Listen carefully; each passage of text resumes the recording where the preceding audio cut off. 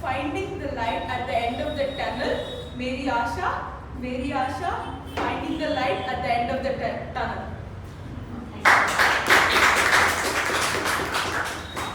Now, I want you all to imagine this. Imagine a little girl, a 4-year-old, very excited, wearing her uniform for the first time. She's carrying that heavy backpack and stepping into the school for the first time with her parents and her sibling. Now, what she don't know is that her next 10 years is going to be hell. Lot of studies, and it won't be like these last 3 years that how she felt, playing around with her sister. Anyway, so as she walks into the school, something catches her eyes. She looks towards the right and she sees this big notice board, and she sees this picture of a girl holding some kind of a trophy in her hand. No, very big trophy. She turns towards her mom and she asks, "Mom, what is this?" And mom replies, "You see, it's called Best Artist Award. Every year in the school, they will organize a drawing competition, and whoever gets the best art will receive that trophy." And she goes, "Oh wow." Then and there, my friends, a dream was born. And that child is none other than me. So as I stepped into the school, I had a dream. And I did not care how I'm going to achieve it. I did not care how old I was. All I knew is one day I will have that trophy in my hand. So as days went by, being an artist myself, I kept improving. Every day, as soon as I come back from home, I still remember I would sit and sketch something, hoping that this drawing might get me that trophy. So from LKG, UKG, first standard went, second standard went, third standard went, I did not get that trophy. I was very, very disappointed. And let me tell you this, whenever the result day would come, right, we would all be sitting in that ground, that scorching heat, and you know how it is being kids. You don't care what's going on the stage.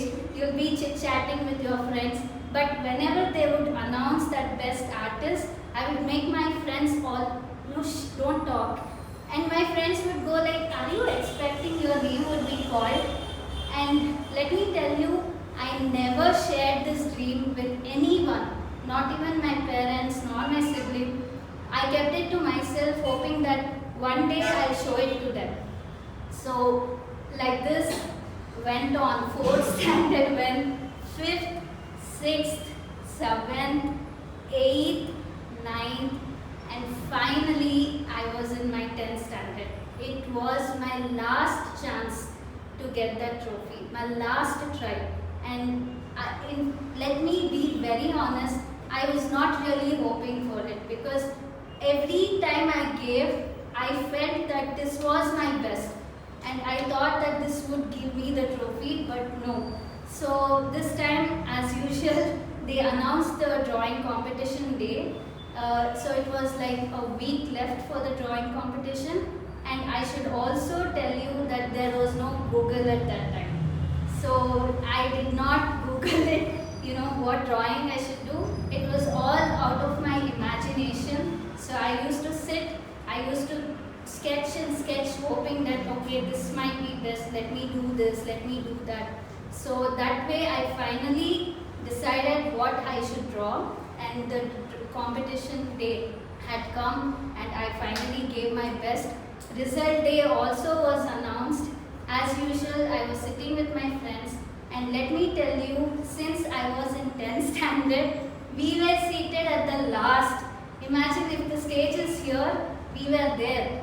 I could hardly hear what was going on the stage, and all of us were sitting. I was praying, I was hoping that my name would be called, because it was my 10 years of the dream. So I was sitting with my friends, hardly able to hear what was being said. All I wanted to hear was Meri Asha. So just sitting there, hoping. So finally the announcer came. He told, the Best Artist Award goes to Miss Mary Asha. Yes, I'm still getting goosebumps standing here. You know, when I said Mary Asha, I literally got goosebumps. I stood up, and I didn't know what to do because it was all in my imagination for 10 years, 10 long years. I was just visualizing. In fact, there were days that, I would stand here, if the stage was there, I would just walk thinking that they have called my name. This is what I would do for 10 years. So finally, the day had come. I would just stand. I didn't know what to do. I was walking towards the stage, and imagine this. We were of 4,000, 5,000 kids in the school. Everybody stood up and clapped for me. Can you imagine that scene?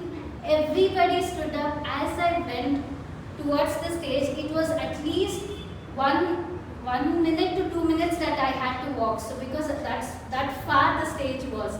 As I walked, I looked at left and right. Everybody stood up clapping for me. And once I reached the stage, I took the trophy. Trust me, to others it was just a medal, but to me it was a symbol of resilience. It just showed the patience that I had, the dedication, the never giving up attitude. So I held it. It was like my child. I could see 4,000, 5,000 students still clapping for me. They clapped for me for 10 minutes. I held the trophy with me, and I was looking for the picture, but unfortunately I did not get. If not, I would have posted here. But anyway, so I held it, and if you had heard my last speech, I told that my mom was a teacher. But some of you might think, oh, maybe they might have done favorism. But let me tell you, when we gave the drawing sheet, right, we never wrote our name. It's because of this reason we never wrote our name. Nobody knew whose drawing it was. So that's the best part. Only when it was selected, people would know whose drawing it was.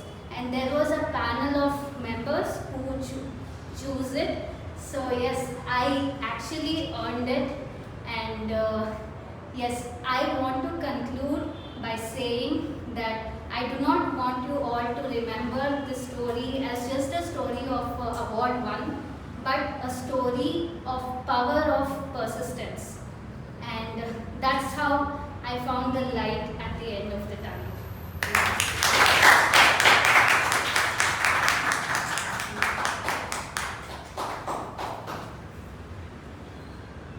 Your journey as well as your destination, you have reached it, and it was a beautiful one. So let's move on to the second.